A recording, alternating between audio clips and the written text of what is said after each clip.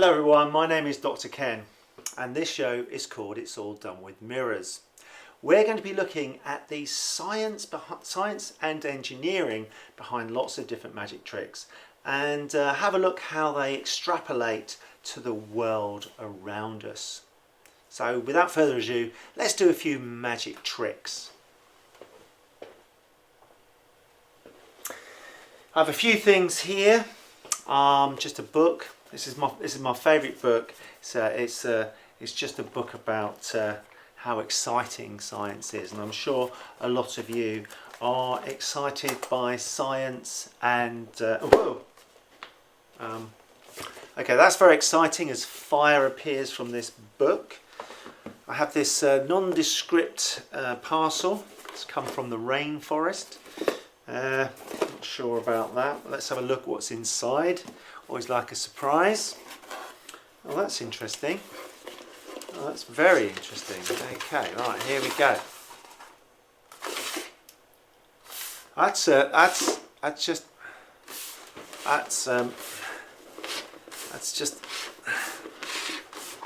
just a bit weird. That's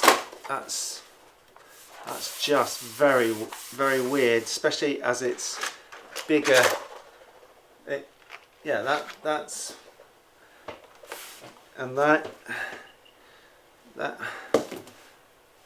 That doesn't really make sense, does it? Okay. All right, let's just put that there. Okay, what else we got here? Oh yeah, I need a drink after that. This is great. A nice little bit of soda. Fantastic. Okay. All right. Oh dear. Woo. That's oh, that's weird. That's just too weird. A levitating. Yeah. Okay. Right. Let's try and explain the science behind these, and then look at the world around us. So, all right. The book. Fire coming out of a book. You're probably thinking that's impossible. How is that done? Fire, you need three things. All right. Three things. You need air. Plenty in this room. Sorry, you need oxygen, plenty in this room. 20% of this room is oxygen. You need some fuel. So maybe I've got some fuel in here, and some heat. I know when I have a fire, I've got heat, so that shouldn't be a problem. If you want to get rid of the fire, of course, all you need to get is rid of one of those three things. Get rid of some heat, get rid of the fuel, or get rid of the oxygen. And you'll notice how I closed the book and the fire disappeared. So I controlled the fire, because I didn't obviously want to set fire to my house at the beginning of the show, because that wouldn't be particularly good for you, would it? So, all right, that's how I controlled it here. But what about the world around us? Because we don't want our buildings on fire. So if I go over here, if we look at this screen here, and as if by magic, I'm going to appear in it. Hang on, I've got to get my clicker. Oh, it was going so well. Here we go. You might recognise one of these things. They're often on ceilings in big buildings. Let me just move this out of the way. I'll pick it up in a minute. So this is a sprinkler system, and that sprinkler system is designed not to put a fire out, but actually to cool a fire down, to stop it from spreading. And you don't actually think about what's behind it, or I've never really thought about it, but when you think about how much water needs to be pushed out, because these things are over a huge building, well then if you go to a basement you'll see something like this. These are pumps, and these pumps push thousands and thousands of litres of water to actually quench that fire. And if you're an engineer, you'd actually have to design that system to actually put into a building or retrofit it afterwards. So that takes quite a lot of skill, thought and knowledge, science knowledge, pressure of water, and how you're going to put that water throughout. The straw. Okay, let's get back to business with the straw, which I just dumped down here. Giant straw. How is that possible to fit this giant straw within this tiny box? Straw, tiny box. Well, this is a material that when it's in here is tiny, and when it's out here it's huge. Magicians have made use of what's called a memory material. So it remembers it's a giant straw and it's a solid structure.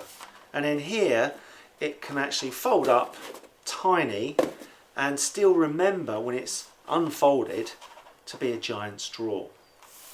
It's not the only example that magicians use. I've got another thing in here. This is a sponge. Just put it up here. And a sponge, if I push it tiny, I can fit it in my 2 fingers, or finger and thumb. Let go, goes back to its original size.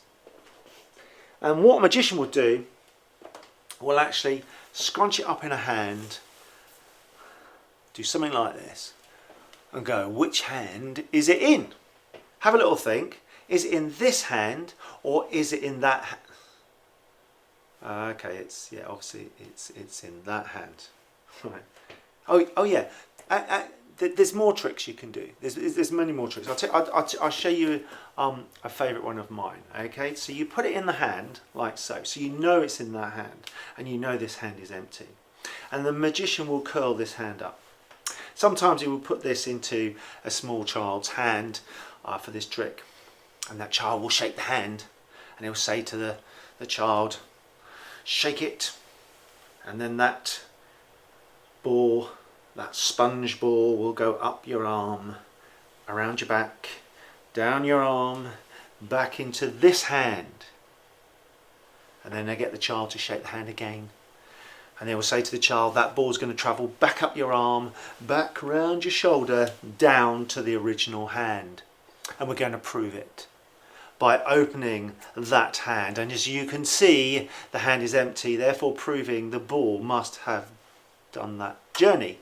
But of course, that's just funny until someone says, oh, has he made it actually disappear? Well, let's have a look. As you open it up, you'll notice there are in fact more than one ball. So another one has appeared as if by magic. And what the magician's done is it's utilised the fact that they scrunch up really, really small.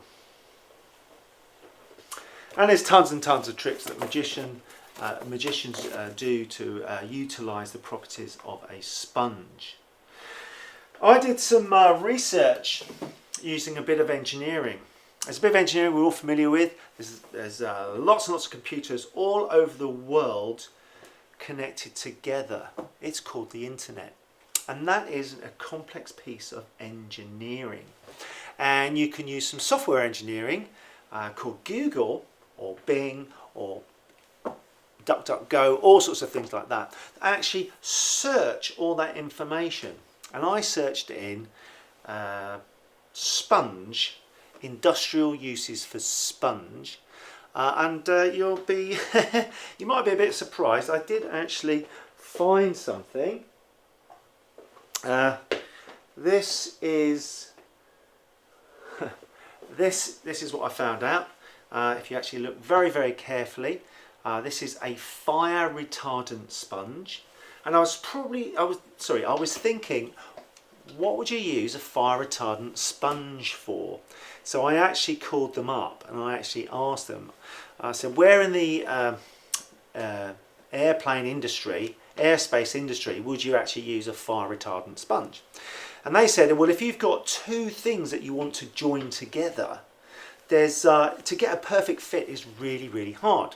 So to create a seal, they put this sponge between the objects, and you use the sponge. Hang on, I've forgotten it. Here we go. You use the sponge. You use the sponge because as you make it push it together, of course, it's really, really tiny, and then as you relax, it will actually fill the gap. So that's what it's used for. It's also fire retardant, which means in the aircraft, if it's I don't know, burning fuel in the engines, you won't set fire to it, because if you set fire to it or it perishes, then it will break that seal. That's why you want it. And then finally, the final demonstration involved this. Involved me levitating a can. So let's look at the science of can levitation, or Ken levitation. So what did I do? I poured the liquid. Gravity pulled the liquid down towards the centre of the earth. The glass was pulled down, but it seemed to stay there. It seemed to levitate. So let's think about the science of this. There is an equal and opposite force pulling this up. Okay, this must be pulled up with another force. And that force, I'm going to show it to you now. That force is called 7 up. I'm only joking. Of course it's not.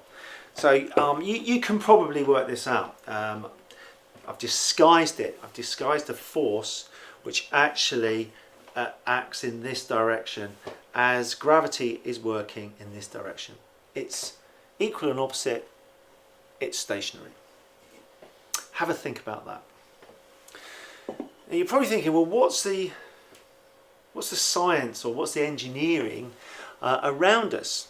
Well, if we look at this picture here, this picture of me there, and I'm hiding something. You probably recognise this because the last time I travelled around Ireland, I actually took this picture. It's a drain, a storm drain.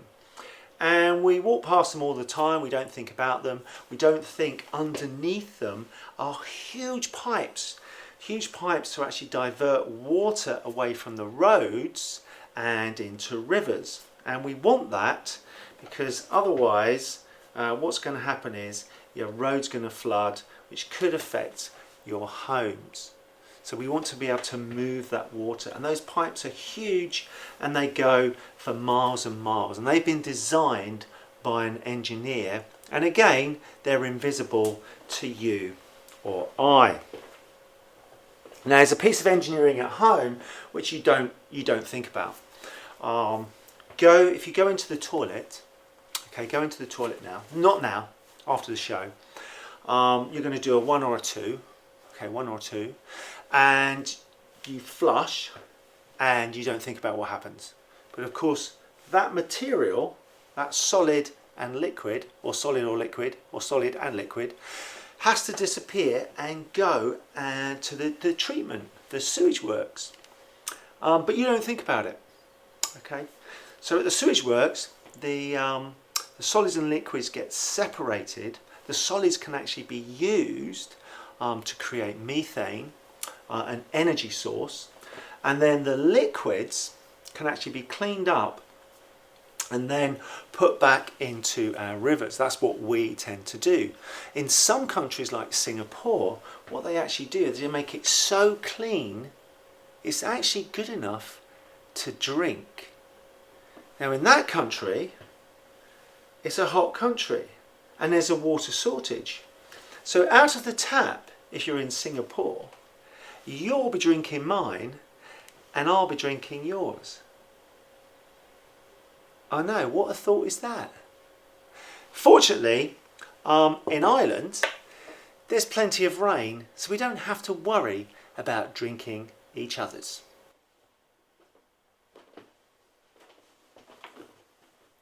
Can you see the magic trick?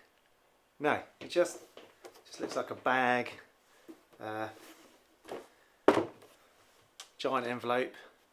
Maybe you stick loads of chips in there for the whole street, if not the whole village. I don't know.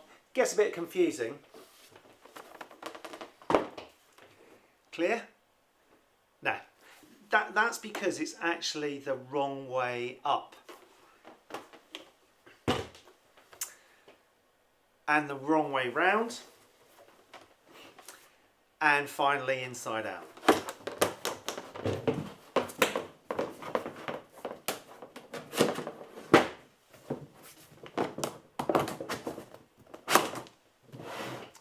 think you got it. It's a chair.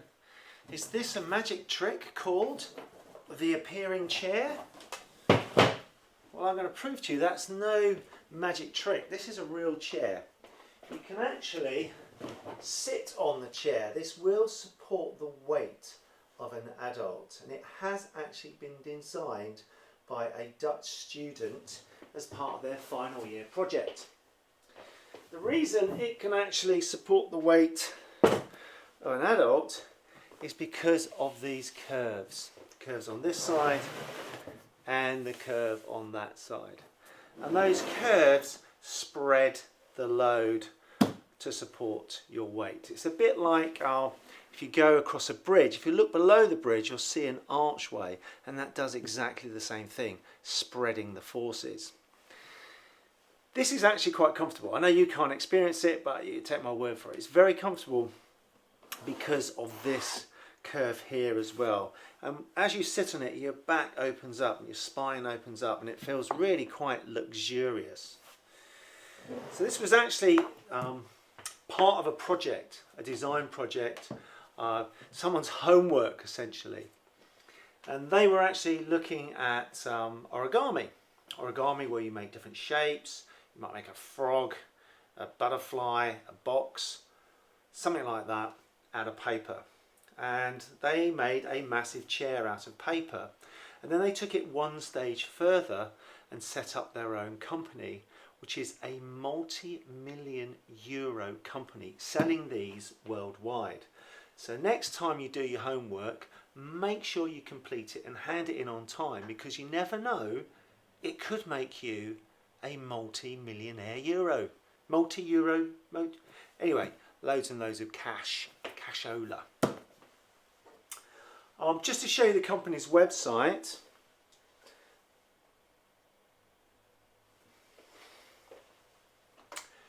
They're based in Amsterdam, and I thought that they would be based in Amsterdam, and they sell really well in Amsterdam because there's not a lot of space in cities.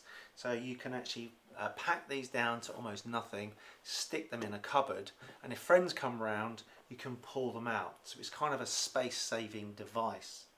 Apparently they go down well at outdoor events as well, and I imagine if you go to a festival or something outside, you would have the smartest chair at the festival, smarter than anywhere else. This is a great example of a piece of engineering which is actually a magic trick. So it's not you wouldn't see magicians using this, but it kind of has origins in magic, or it's the magic of engineering, and that's why I've put it in this show.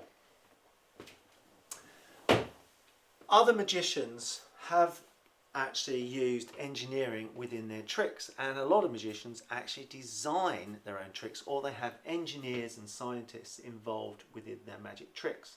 Harbin was a great example of this. He invented the zigzag and many other tricks which you may be familiar with. In the zigzag, the assistant is placed in the cupboard shown in the screen, and then the midsection is actually pulled away, and it's seemingly impossible separating parts of their body from the rest of them. So amazing, but I'm not going to explain how that's done, but I am going to show you another one of his tricks which has an amazing piece of science.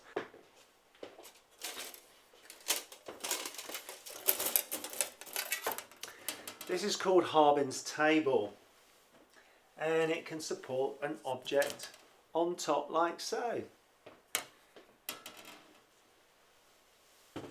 So a table appearing from nowhere. How's it done? Check us out. Here is the bottom of the table, the legs. The legs close together like so with a hinge. And then there's another hinge that works at 90 degrees, like so. And it's exactly the same size as the table. So what's presented is just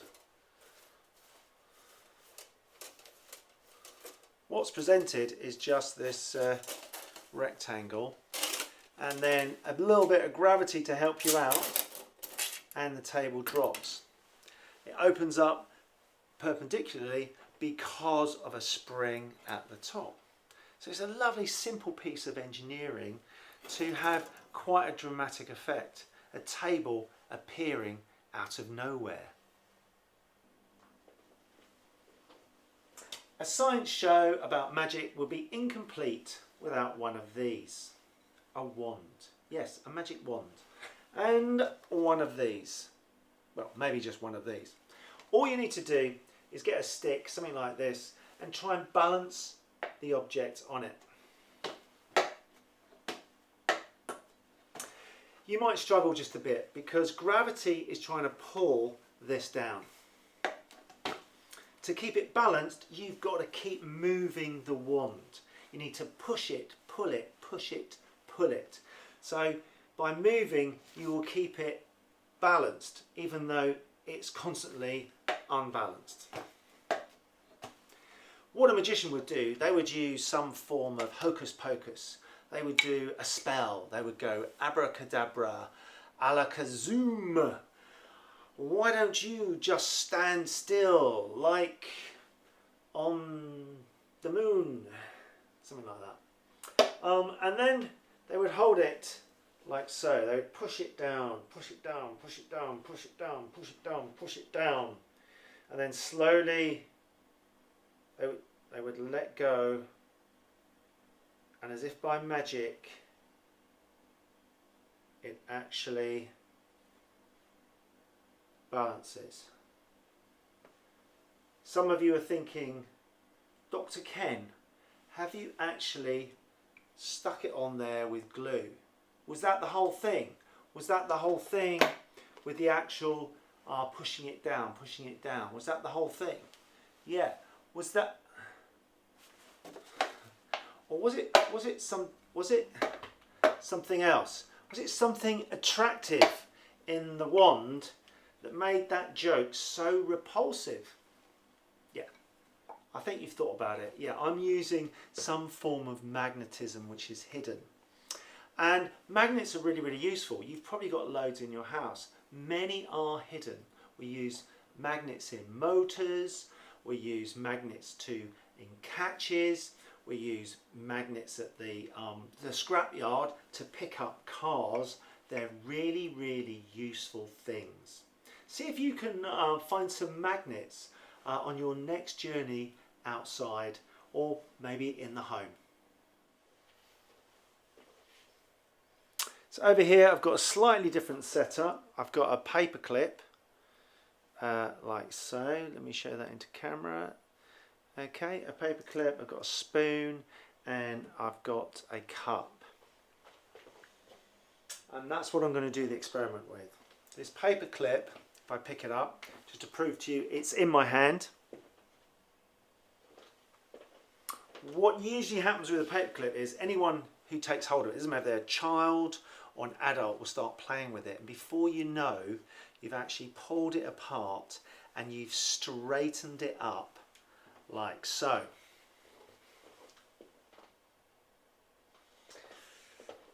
Unfortunately, if you want to use it again, that's impossible because try as you might, it won't go back.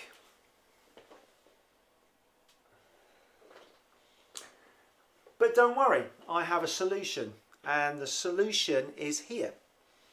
I'm gonna, if I change the camera over in a second, I've got some water here.